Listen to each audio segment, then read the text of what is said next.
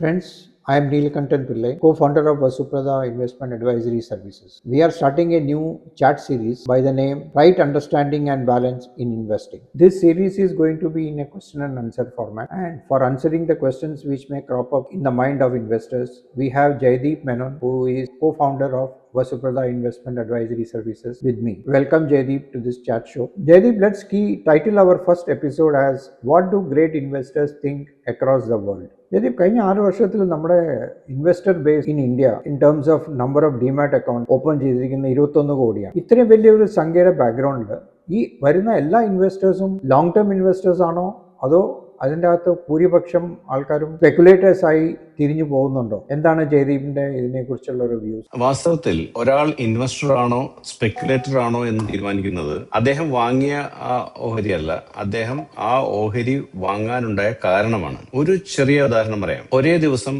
ഒരേ കമ്പനി ഒരേ വിലയ്ക്ക് രണ്ടുപേർ വാങ്ങുന്നു എന്ന് കരുതുക. പുറത്തുനിന്ന് നോക്കുമ്പോൾ രണ്ടുപേരും ഒരേ കാര്യമാണ് ചെയ്തത്, പക്ഷേ അവരുടെ മനസ്സിൽ നടന്നത് ഒരേപോലെയുള്ള കാര്യമായിരുന്നു. അതാണ് പ്രധാനപ്പെട്ട ചോദ്യം. അത് ശരി. അപ്പൊ അങ്ങനെയാണ് ജയദീപ് ഇതിനെ കാണുന്നത് അല്ലേ? ആദ്യ വ്യക്തി ആ കമ്പനിയുടെ ബിസിനസ് നന്നാക്കിയിട്ട് മനസ്സിലാക്കിയിട്ടും അത് അടുത്ത 10 വർഷത്തേക്കോ അല്ലെങ്കിൽ ഇത്ര വർഷത്തേക്ക് അത് ഇത്ര വളരാൻ സാധ്യതയുണ്ടെന്നുള്ള വിശ്വസിച്ചിട്ടൊക്കെ ആയിരിക്കും വാങ്ങിച്ചിരിക്കുന്നത്. അല്ലെങ്കിൽ അതിന്റെ ആ കമ്പനിയുടെ ചെറിയൊരു ഭാഗം പുള്ളി സ്വന്തമാക്കുന്നു എന്നുള്ള ചിന്തയിലേക്ക് ചെയ്തിരിക്കുന്നത്. പക്ഷെ രണ്ടാമത്തെ വ്യക്തിയുടെ ചിന്ത ചിലപ്പോൾ ഒരു പക്ഷേ മറ്റൊന്നായിരിക്കും. അടുത്ത ആഴ്ച കൊണ്ടോ അല്ലെങ്കിൽ അടുത്ത മാസം കൊണ്ടോ ഇതിന് 10-15% വില കയറും എന്ന് കരുതിയിട്ടായിരിക്കും വാങ്ങിയിരിക്കുന്നത്. അപ്പോൾ രണ്ടുപേരും വാങ്ങിയിരിക്കുന്നത് ഒരേ ഓഹരിയാണെങ്കിലും ഒരാൾ വാങ്ങിയത് ആ ബിസിനസ്സാണ്, രണ്ടാമത്തെ ആൾ വാങ്ങിയിരിക്കുന്നത് ഇത്ര ശതമാനം വില കയറുമെന്നുള്ള പ്രതീക്ഷ കൊണ്ടാണ്. അതാണ് ഇൻവെസ്റ്റേഴ്സും സ്പെക്കുലേറ്റേഴ്സും തമ്മിലുള്ള ആദ്യത്തെ വ്യത്യാസം. ആ വ്യത്യാസം കമ്പനിയിലല്ല, പക്ഷേ ഇൻവെസ്റ്റ് ചെയ്യുന്ന ഇൻവെസ്റ്ററിന്റെ മെന്റൽ ആറ്റിറ്റ്യൂഡും മൈൻഡ് സെറ്റും ആണ് എന്നാണോ ജയദീപിന്റെ ഉദ്ദേശം? അതെ. നമുക്ക് വേറൊരു എക്സാമ്പിൾ ഞാൻ പറയാം. ഇപ്പം ഒരാള് കൊച്ചിയിൽ കുറച്ച് സ്ഥലം വാങ്ങിക്കുന്നു, 5 സെന്റ് സ്ഥലം വാങ്ങിക്കുന്നു എന്ന് കരുതുക. അയാളോട് നമ്മൾ ചോദിക്കുകയാണ് എന്തുകൊണ്ടാണ് ഇവിടെ സ്ഥലം വാങ്ങിച്ചതെന്ന് ചോദിച്ചാൽ ചിലപ്പോൾ അയാൾ പറയാൻ പോകുന്നത് ആ സ്ഥലത്തിന് നമ്മൾ വികസന സാധ്യതകളുണ്ടല്ലോ, അല്ലെങ്കിൽ അതിനകത്ത് നല്ല റെന്റ് ഈൽഡ് കിട്ടാൻ സാധ്യതയുണ്ടല്ലോ, ഇനി 10-15 വർഷം കഴിഞ്ഞിട്ടാണെങ്കിലും എനിക്ക് ഇതിനകത്ത് നല്ല അപ്രിസിയേഷൻ കിട്ടാനാണ് സാധ്യത.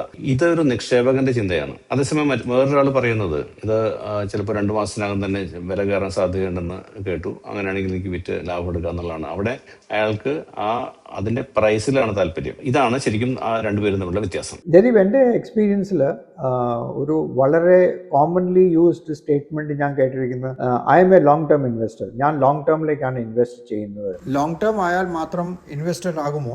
അവിടെ സമയമല്ല, ആ തീരുമാനത്തിന്റെ നേച്ചറാണ് പ്രധാനപ്പെട്ടത്. ഒരു വ്യക്തി ഒരു കമ്പനി അത് പഠിക്കാതെ വാങ്ങി അത് 10 വർഷം കൈവശം വെച്ചു. അവിടെ അയാൾ ദീർഘകാല ഹോൾഡിംഗ് ആണ്, പക്ഷെ അതൊരു നല്ല ഇൻവെസ്റ്റിംഗ് ആണെന്ന് നമുക്ക് ഉറപ്പിച്ചു പറയാൻ പറ്റില്ല.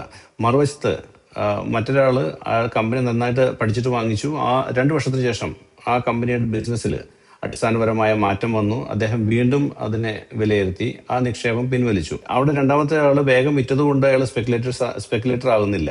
കാരണം അദ്ദേഹത്തിന്റെ തീരുമാനം ആ ബിസിനസിന്റെ അടിസ്ഥാനമാക്കി ഉള്ളതായിരുന്നു, അല്ലാണ്ട് വിലയുടെ അടിസ്ഥാനമാക്കി ഉള്ളതല്ല. ഒരു ലോങ് ടേം ഇൻവെസ്റ്റർ നോക്കുന്നത് ബിസിനസ് ആണ് ആൻഡ് കമ്പനിയാണ്. ഒരു സ്പെക്കുലേറ്റർ നോക്കുന്നത് പ്രൈസ് ആണ്. പ്രൈസ് നോക്കിയിട്ട് ഡിസിഷൻ മേക്ക് ചെയ്യുന്ന ഒരു ഇൻവെസ്റ്റർ സ്പെക്കുലേറ്റർ ആയിട്ട് തരംതിരിക്കപ്പെടാൻ സാധ്യതയുണ്ട്. അതല്ലേ ജയദീപ്?